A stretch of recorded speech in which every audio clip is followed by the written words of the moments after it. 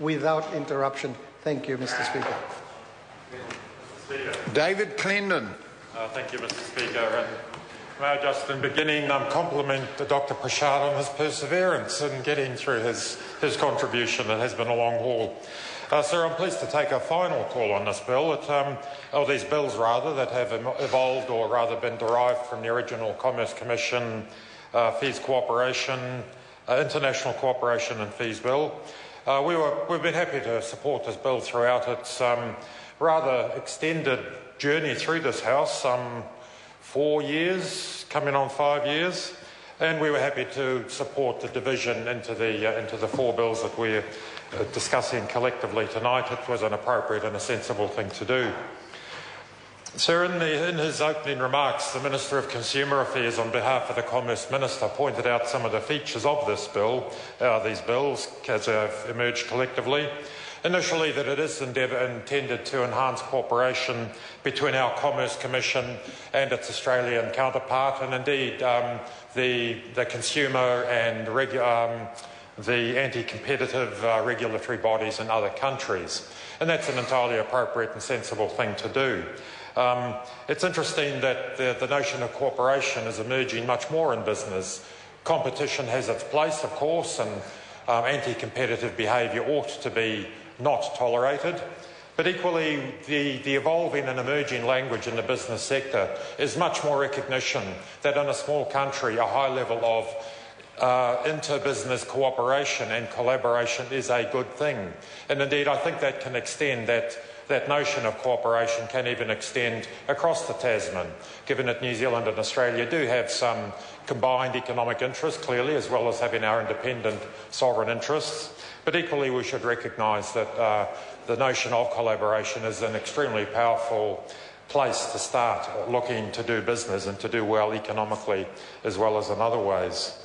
The bill does contain the notion of reciprocity, that all participants, be it bilateral or multilateral arrangements, should benefit all parties. And again, that's entirely sensible and appropriate. Otherwise, what would be the motivation for other countries to participate?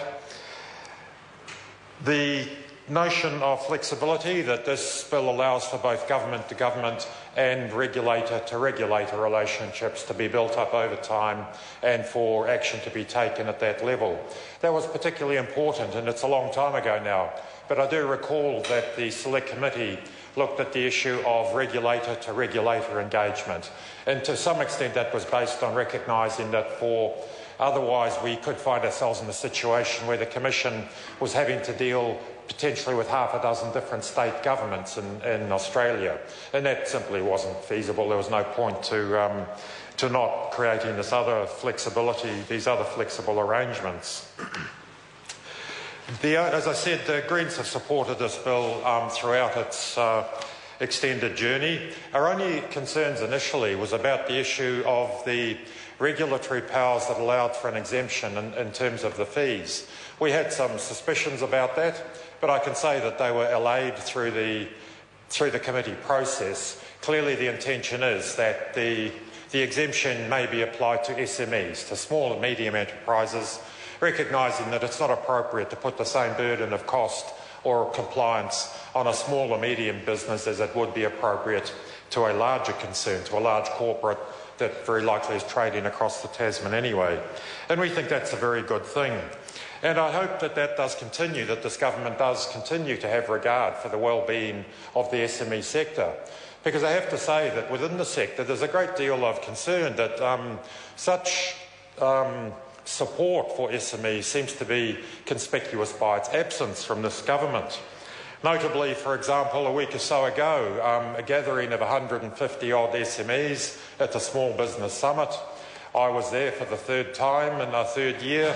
Labor sent a senior MP, former minister, Regrettably, the government didn't seem to be able to produce a person, despite the fact that the organisation organising this event for the 150 plus small medium enterprises actually shifted the date of the event to accommodate the diary of the Minister for Small Business, who nevertheless could not manage to be there, and nor could one single member of this national-led government, which is quite extraordinary.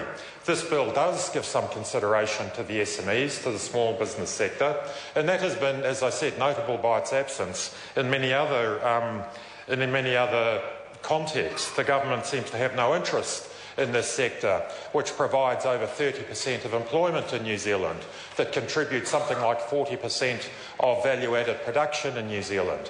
SMEs make up something like 97% of all of the enterprises in New Zealand, so their collective contribution is extraordinary.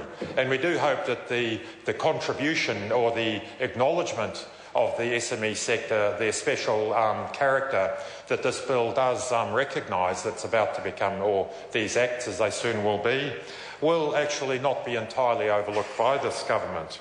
Having said that, it's not entirely an issue, because the Greens are very, very happy to pick up the cudgels to become the champions for small and medium enterprises, because after all, even our largest companies started out as small businesses, and the Greens are very pleased and very happy to be involved in supporting SMEs, helping them down a sustainability path, helping them to become contributing members to our economy, to our environmental well-being and to social well-being. So while this government seems to have lost its way in supporting SMEs, the Greens are very happy to pick up that task and to continue it. So with those few comments, sir, as I say, we will continue to support the progress of this bill, and we look forward to it being passed into law. Kia ora. Mr. Sam Lottowinga. Thank you, Mr. Speaker. Mr. Speaker, it's a pleasure to speak on this, the third reading of the Commerce Commission International Cooperation